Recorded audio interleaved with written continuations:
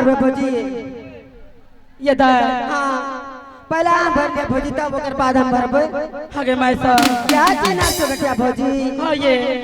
मारिए भौजी देखियो नाच चोकटिया पर कते निक लागे छे देखे में ये भौजी दाई नार में पानी कम भए गेलै बड़ी तोर भए गेलै ठीक छे भौजी हां भरू तब भरबा में ठीक छे लिया भरू भौजी हगे माय सा से न पानी भरे छिए देखिए केना है छे भर लिया भौजी कहियो ना न भर ले नाच चोकटिया पर ना ये ठीक छे भर लिया भौजी की करे छे ये मास्टर साहब की करे ये दीदी बा की करे छिए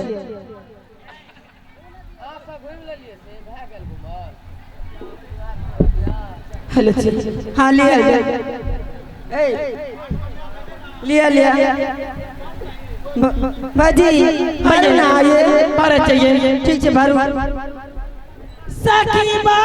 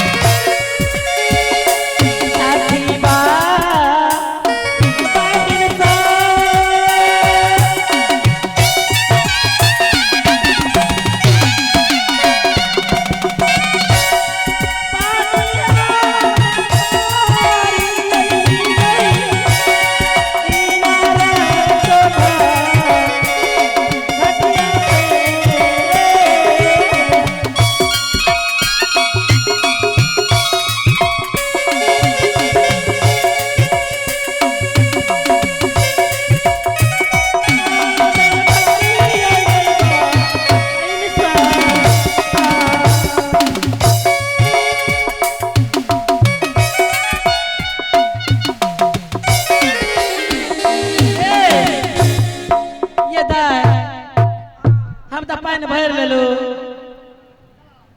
देखियो ना ये दा हां ये भौजी पानी भर ले लिया दा ये हां भर ले भौजी हां ये अब हम भरबे भौजी आओ भर भैया त हम नहीं भरबे ये भरू न त हमरा कहै छे भरे ले हमरे मन रे कि भरे के त हमको मन ये भर ले ठीक छे भौजी हम भरे छे भौजी तब ये माटी साहब ये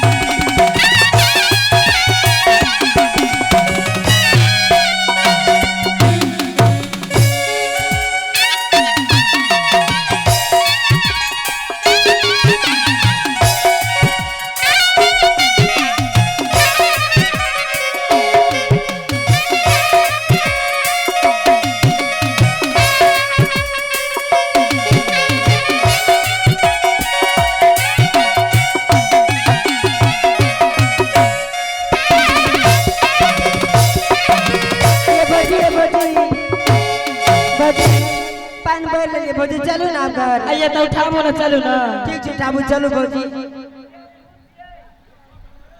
ये चलू उठाबू ठीक छै उठाबू चलू ना अपना सब बाबा जी या चला दी से चलियो ना ये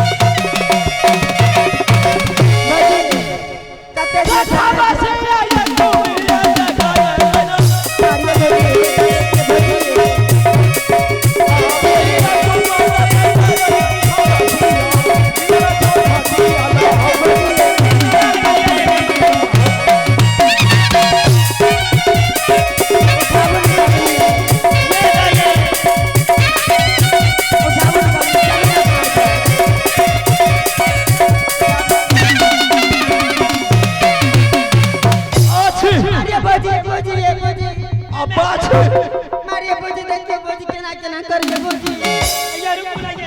अच्छे अब्बा अच्छे मारिए भौजी ये मारिए ये मुची रखे चाहिए के छे हां आ देखल छे के छे आची बाची किया करे छे ए बाजार खसुआ हां छोड़ी मौगी के देखै छै लाइन दे लागे के चाहिए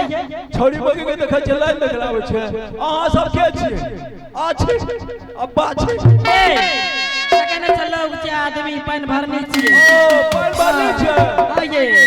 ए पानी भरनी की बात तोरा रो पानी भरनी छे आइए सात रात के प्यासल छे 100 रुपया पानी पिया दे ए तर बाप के जान छिया